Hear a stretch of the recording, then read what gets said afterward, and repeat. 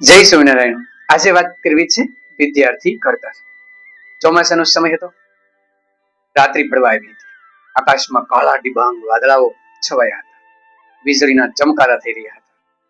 એ જોઈ સંસ્થાની અંદર વિદ્યાર્થી કુંભાર બનેલા વિદ્યાર્થીઓ દોડ્યા અને નાના ભાઈને જઈને કહ્યું કે દાદા, વરસાદ અંધાર્યો છે અને અમે કેટલી મહેનત કરીને આ ઈંટો બનાવી છે. જેવો વરસાદ આવશે ને તો બધી જ ટેપું થઈ જશે અને માટી થઈ જશે. તો શું કરીએ? બીજું બેડમાંથી ઘણું બધું ઘાસ વાટીને લાવ્યા, મોટો ઢગલો કર્યો છે. સુકાઈ ગયેલું ઘાસ છે.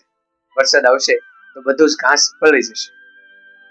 નાના દાદાએ કીધું કે જો ઈંટો તો આટલી બધી આપણે ભરી નહીં શકીએ, પાકી ગઈ હોત તો બચી જાય, પરંતુ આપણા હાથમાં ઘાસ છે. વરસાદ આવે એ પહેલા આપણે ઘાસ ભરી શકીએ. આદેશ થયો. વિદ્યાર્થીઓ દોડ્યા અને ગૌશાળાની અંદર ગયા. ખૂબ મોટો ઢગલો ઘાસનો પડ્યો.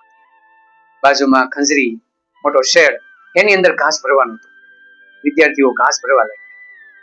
ભરતા ભરતા થાકી ગયા. અડધું ઘાસ ભર્યું ને પરસેવે રેપ જેમ વિચાર્યું કે હવે કેમ થશે, ઘાસ ભરાશે કે કેમ. એટલે નાના દાદા પાસે આવ્યા અને કહ્યું કે હવે વરસાદ આવે એવું લાગતું નથી. અડધું ઘાસ ભરી દીધું છે અને અડધું પડ્યું છે અને વરસાદ હવે દૂર ગયો હોય એવું લાગે છે. નાના દાદાએ તાળી પાડી. શાબાશ, એમ કહો કે થાકી ગયા છે.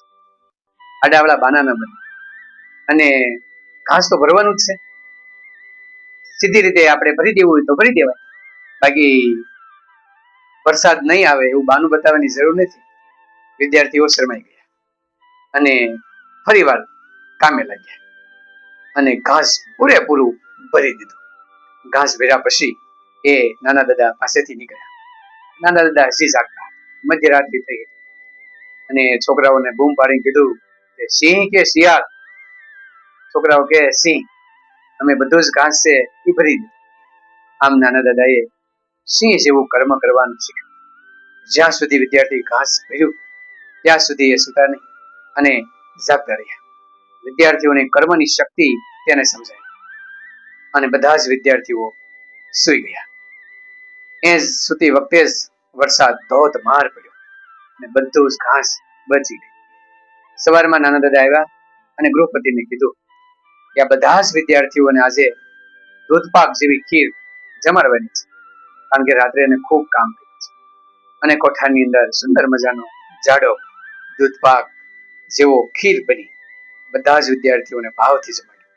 આમ વિદ્યાર્થીઓને સુંદર મજાનું કર્મનું મહત્વ સમજાયું અને વિદ્યાર્થીનું ઘડતર કર્યું. શિયાળ નહીં પણ સિંહ બનાવવા છે. રાત્રિના 2 ભલે વાગે પણ કામ મૂકે નહીં અને સાથે એમનું ઘડતર પણ